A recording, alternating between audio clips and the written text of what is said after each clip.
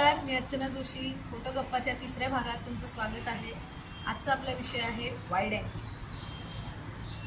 लहानपणी आजीला गोष्ट सांग म्हणून हट्ट केला की ती कापूस कोंड्याची गोष्ट सांगायची, जी कधीच संपायची नाही आणि झोप कधी लागली ते पण समजायचं नाही. तंत्रज्ञानाचं असंच झालं आहे. रोज काही ना काही नवीन प्रकार येत आहे. एकाला आत्मसात करू म्हटले तर दुसरे हजर असते. मला आठवते, मी 11वीला गेल्यावर वडिलांनी त्यांचं घड्याळ मला दिले होते, जे त्यांना त्यांच्या वडिलांनी दिले होते. आज मात्र घेतलेली वस्तू फार फार तर 6 महिन्यात जुनी वाटू लागते. कोणतीही गोष्ट कितीही अद्ययावत झाली तरी मूळ गाभा बदलत नसतो. कॅमेरा कोणताही असो, त्याचे काम एकच असते, प्रकाश कॅप्चर करणे. काम सोपे आणि लवकर होण्यासाठी स्वयंपाकघरात मिक्सर आला तरी शेंगदाणे तेच आहेत. मिक्स करणारे ब्लेड मात्र विविध प्रकारात उपलब्ध असतात. कॅमेरा कोणताही असला तरी प्रकाशाचे मिश्रण करणारे लेन्सचे विविध प्रकार आहेत. आपल्याला माहितीच आहे की आपण प्रकाशाचे चित्र काढतो, मग यासाठी लागणारे रंग कोण देतो? निसर्गाने सूर्यप्रकाशात 7 रंग असे मिसळले आहेत की डोळ्यांनी ते बघायचे असतील तर इंद्रधनुष्याच्या माध्यमातून आपण ते पाहू शकतो. शाळेत लोलकामधून प्रकाश परावर्तित करण्याचा प्रयोग आपल्याला माहिती आहेच. आपण असे समजूया की हा प्रकाश नसून रंगांच्या बाटल्या आहेत. कॅमेऱ्यामध्ये हे रंग साठवण्यासाठी एक कलर गॅमट म्हणजेच आपल्याला रंग गोळा करण्यासाठी दिलेला डबा आहे असे समजू. मुख्य रंग 3, लाल, हिरवा आणि निळा. त्यात हिरव्या रंगाची बाटली सगळ्यात मोठी, मग निळा आणि सगळ्यात छोटी बाटली लाल रंगाची. पेंटिंग करण्यासाठी आपल्याला वेगवेगळ्या रेषांच्या आकारासाठी वेगवेगळ्या नंबरचे ब्रश दिलेले असतात. रंगांचे प्रमाण जसे आवश्यक असेल त्या जाडीचा ब्रश आपण निवडतो. रंगाचा ब्रश बघा किती मोठा असतो, कारण एका वेळी त्याला खूप रंग डब्यात उचलायचा असतो. कोणत्याही चित्राची सुरुवात एका बिंदूपासून होत असते. अनेक बिंदू जोडून एक रेषा आणि अनेक रेषा जोडून चित्र बनते. या बिंदूंनाच आपण पिक्सेल म्हणतो. आपला कॅमेरा किती मेगापिक्सेलचा आहे, म्हणजेच निसर्गात असलेल्या भल्या मोठ्या बाटलीमधून किती रंग तुम्ही कॅप्चर करू शकता. थोडक्यात तुमच्या ब्रशची साईज काय आहे? 8, 12, 18, 22, 60 असे वेगवेगळे अनेक पिक्सेलचे कॅमेरे उपलब्ध आहेत. तरी पण आपण निसर्गाच्या रंगांमधून सगळे रंग घेण्यासाठी अजूनही असमर्थ आहोत. ते काम आपण फक्त जगातला एकच कॅमेरा करू शकतो, तो म्हणजे आपला डोळा.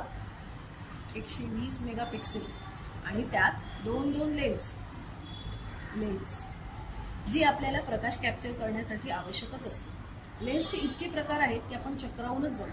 जगातली सगळ्यात मोठी लेन्स बनत आहे, जिचा स्पीड 500 मीटर एपर्चर आहे.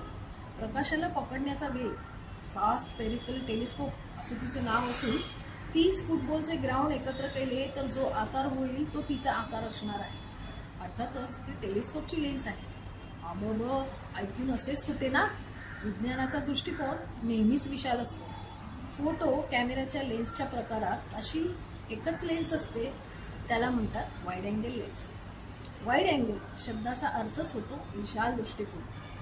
लेन्स तिची जी मर्यादा आहे असे समजून घेतले तर आपली फोटो फ्रेम नक्की करता येते. सर्वसाधारणपणे समज आहे की वाईड अँगल लेन्सने काम करणे सोपे आहे.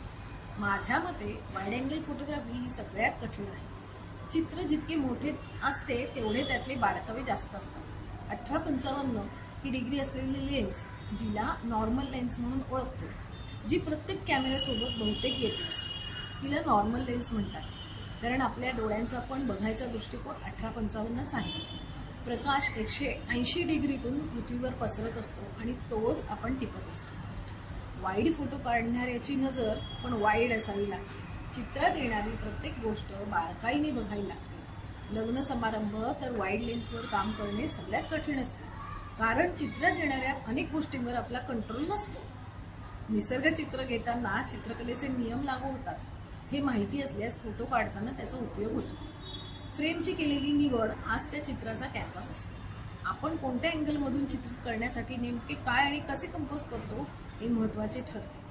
रंगांची उधळण करून मुक्त हस्ते चित्र काढण्यासाठी वाईड अँगल वापरणाऱ्या कलाकारांचा खरा कस लागतो. सहज म्हणू शकतो आणि सहज वापरू शकतो म्हणून वाईड अँगल फोटोग्राफीकडे कलात्मक दृष्टिकोनातून बघितले जाणे आवश्यक आहे. जगात असे अनेक फोटोग्राफर होऊन गेले व आहेत, पण त्यांनी त्या हयात फक्त नॉर्मल लेन्सवरच काम केले. घनदाट जंगल, पर्वतांच्या रांगा, विशाल समुद्र किनारे, मंदिरे, मैदाने यांची भव्यता टिपणारी वाईड अँगल लेन्स आपल्याला तितकेच भव्य दिव्य चित्र देऊन जाते. विविध डिग्री असलेल्या लेन्स उपलब्ध आहेत. इंटिरियर आणि आर्किटेक्चर फोटोग्राफी करणाऱ्यांची ही आवडतीच लेन्स आहे. फ्रेमला निमंत्रित करून टिपणारी लेन्स मात्र तिच्या आकारमानामुळे भाव खाऊन जाते. काय आहे बरं त्याची गंमत, लवकरच सांगते. धन्यवाद.